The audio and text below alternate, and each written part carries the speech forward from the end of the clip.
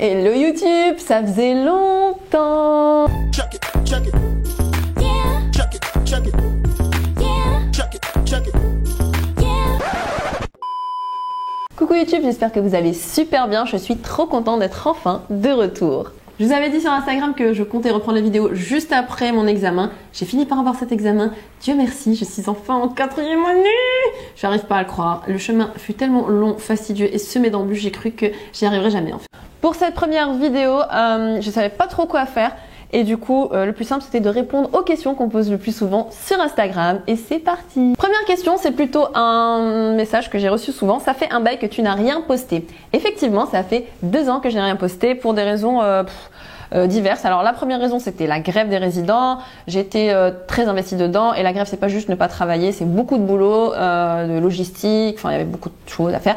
Bref, j'ai pas envie de m'étaler sur ce sujet-là. Ça a duré 8 mois. Après, j'ai dû reprendre le boulot et c'était compliqué. J'ai eu un examen en janvier, un examen en septembre. Bref. En plus, c'est pas la seule raison. Honnêtement, j'en avais marre de filmer dans des conditions plus que bancales, vu que je filmais et que je montais mes vidéos avec mon téléphone. Et c'était même pas celui-là, c'était un téléphone tout pourri qui s'est pété entre temps. Bref, ça me fatiguait de filmer dans des conditions pareilles. J'ai arrêté, je me suis dit je reprendrai quand j'aurai un minimum de matériel. J'en profite pour faire un petit disclaimer, si la lumière est pas top ou que le son est bizarre, j'en suis vraiment désolée. J'essaye de m'adapter à ce matériel, j'ai pas l'habitude. Question suivante, comment tu fais ton eyeliner? Alors ça, on me l'a souvent demandé, un tuto eyeliner, comment tu fais ton eyeliner, un tuto make-up. Pour répondre très rapidement, j'utilise un eyeliner feutre, je fais un rat de cils en 2 fois, c'est-à-dire que je commence du coin externe vers le centre, du coin interne vers le centre et ensuite je fais les 2 petites wings en suivant, écoutez bien, la ligne du bord libre de la paupière inférieure. Et comme ça, vous avez un joli trait d'eyeliner. Question suivante. Astuce pour le dernier mois de révision pour le résidenat, s'il te plaît. J'ai des problèmes d'élocution moi aujourd'hui, faites pas attention. Donc, alors, j'en profite pour souhaiter bon courage à tous les testeurs et tous les internes qui préparent le concours. C'est très difficile. Là, c'est la dernière ligne droite, c'est le mental qui compte. Donc, accrochez-vous, ça va finir par passer. Pour répondre à ta question, ça dépend. Si tu as vraiment préparé le concours, tu dois savoir où sont tes lacunes. Je te conseille d'aller les combler au lieu de juste aller refaire les QCM en espérant t'en rappeler ou les apprendre. Ça marche pas. Si t'as pas du tout préparé le concours, fais au moins quelques sujets, les sujets les plus récents et vas-y, au moins tu sauras à quoi ressemble le concours. Tu vas te mettre dans les conditions d'examen et ça va te préparer pour la fois où tu seras vraiment préparé. Est-ce que tu étais toujours parmi les premiers dans ton cursus ou plutôt moyenne? Franchement, je dirais entre les deux parce que j'avais pas des trop mauvaises notes mais j'avais pas les meilleures notes de la promo non plus. Question d'après, toujours de la même personne, est-ce que tu penses que quelqu'un de moyen peut cravacher dans l'internat et bien se classer? Tout à fait, et c'est ce que j'ai fait. La première fois, j'ai pas vraiment préparé le concours, mais la deuxième fois, j'ai pris 1 année de préparation et j'ai pu avoir un super classement en cravachant de fou. Question suivante, comment aménager le temps entre les études, les loisirs et le sport? Alors ça c'est compliqué, ça nécessite beaucoup d'organisation, de discipline, de régularité, mais surtout de réalisme, parce que franchement, faut pas se mettre des objectifs impossibles à atteindre et après ça va vous déprimer.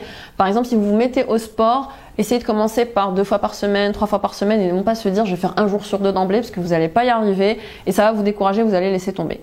Après, il faut aussi se dire que c'est compliqué d'être régulier. C'est des habitudes à prendre petit à petit. Il faut pas être trop sévère avec vous-même.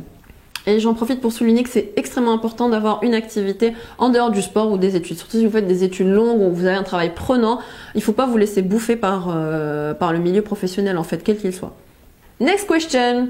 Il faut trop que je me remette au sport, je cherche une bonne salle, il m'en faut une bien équipée. Alors je te conseille la salle Iron Body Fitness qui est à Deli Malahim, c'était ma salle adorée, elle est super bien équipée. Malheureusement, je peux plus y aller parce que trop de circulation, c'est trop loin de chez moi, je suis dégoûtée et d'ailleurs depuis j'ai arrêté d'aller à la salle et c'est un scandale. On enchaîne encore et toujours avec des questions de médecine. Ton avis sur l'ophtalmologie? Mon avis, c'est que moi, j'adore cette spécialité. Je ne regrette pas de l'avoir choisie. Je l'ai choisie parce que c'est une spécialité qui est très très vaste déjà. On a le côté chirurgical, il y a la clinique, il y a les explorations. En plus, c'est une spécialité qui évolue. J'ai du mal aujourd'hui, j'ai du mal. Bref.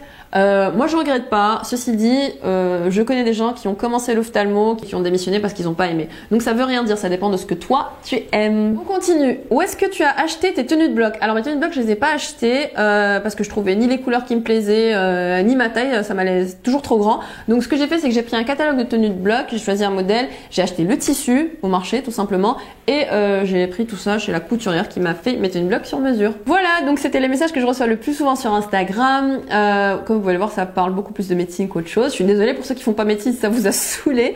En tout cas, moi, ça me fait toujours plaisir de recevoir vos messages, peu importe le sujet qu'on aborde, répondre à vos questions, si je peux vous donner des conseils ou si je peux vous aider, ça me fait super plaisir. N'hésitez pas à me suivre sur Instagram pour qu'on puisse interagir de façon beaucoup plus régulière, en story, en DM, dans les sessions Ask, tout ça. En attendant, je vous dis à très bientôt pour une prochaine vidéo. Ciao!